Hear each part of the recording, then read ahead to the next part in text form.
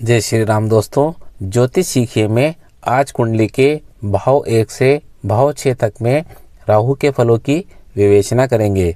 आगे बढ़ने से पहले चैनल को सब्सक्राइब कर लेंगे तो इस तरह के उपयोगी वीडियो आपको मिलते रहेंगे। तो आइए प्रारंभ करते हैं। राहु एक छाया ग्रह है। राहु वायु तत्व, मलेच्छ प्रकृति तथा नीले रंग पर विशेष अधिकार रखता है। शरीर में कान, जीवा, समस्त सिर तथा गले में राहु का विशेष प्रभाव रहता है। राहु को कलयुग का राजा कहें तो कोई अतिशयोक्ति नहीं होगी। आपके राहु किस प्रकार का फल प्रदान कर रहा है, अशुभ राहु के कौन से चिन्ह हैं, आइए जानते हैं। यदि व्यक्ति को नींद नहीं आती, डरावने सपने आते हैं, सोते सोते वो डर जाता है, शरीर में आलस बना रहता है, उसके नाखून अचानक खराब हो गए हैं, बाल गिरने लगे हैं, पालतू जानवर अचानक मर जाए, परिवार के सदस्यों से बिना कारण झगड़े होने लगे, तो समझ जाइए राहु महाराज खराब फल दे रहे हैं।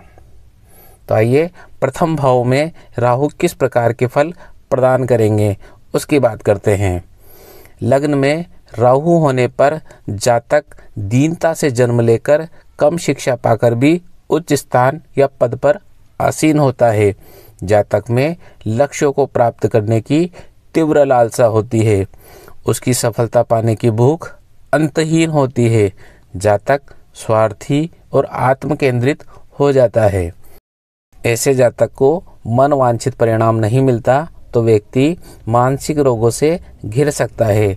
ऐसे जातक का व्यक्तित्व दोहरा हो जाता है। पारिवारिक समस्याएं बनी रहती है। अकेला राहु यदि लग्न में है तो जातक अत्यंत मुखर और बड़बोला हो सकता है।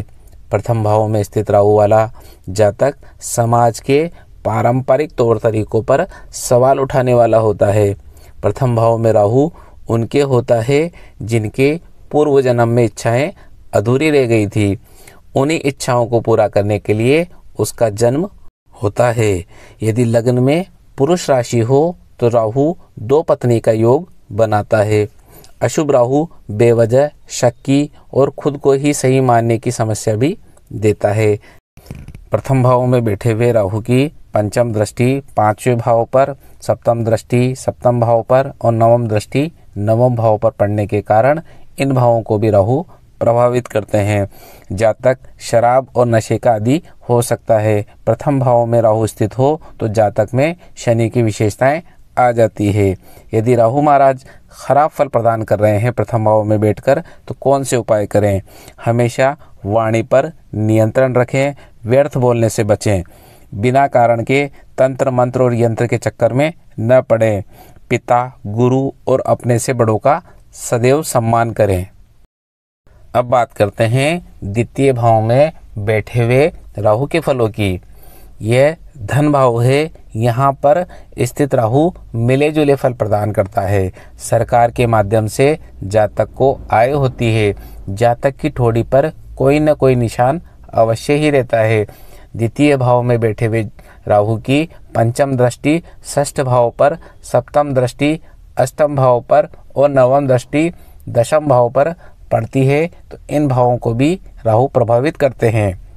द्वितीय भाव में बैठकर राहु विदेश से धन प्राप्त करवाते हैं।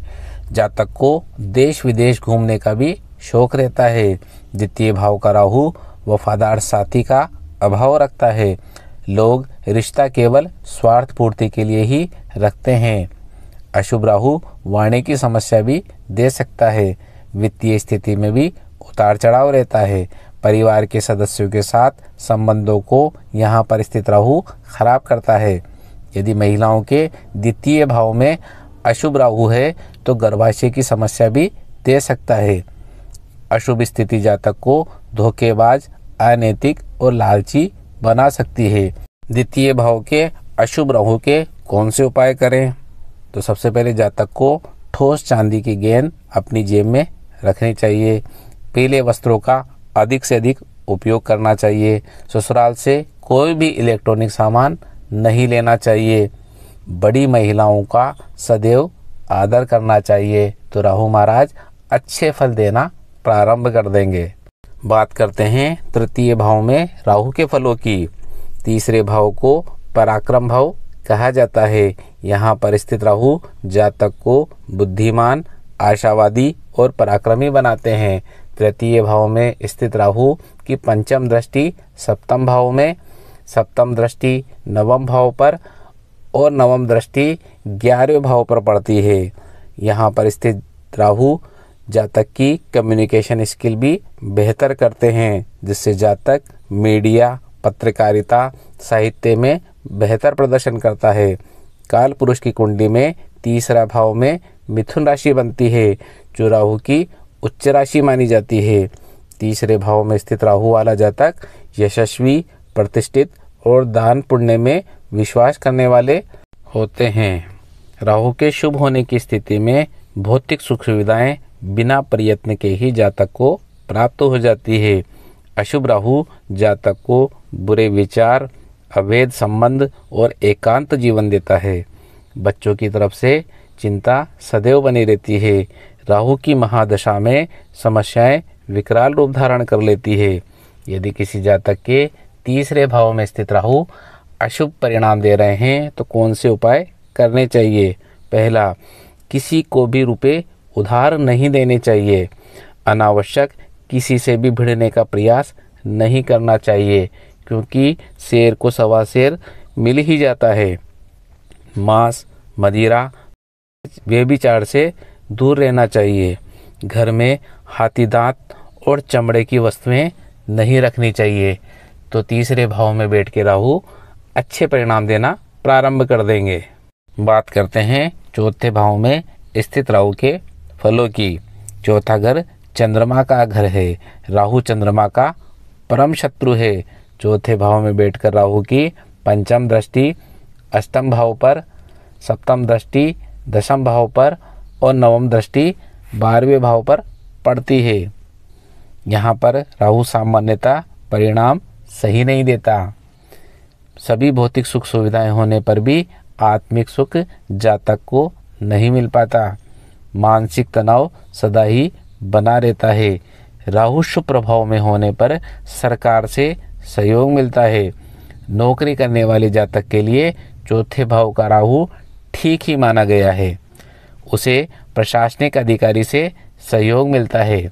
व्यापार करने वाले जातक को बड़े पैमाने पर नुकसान और उतार चढ़ाव का सामना करना पड़ता है।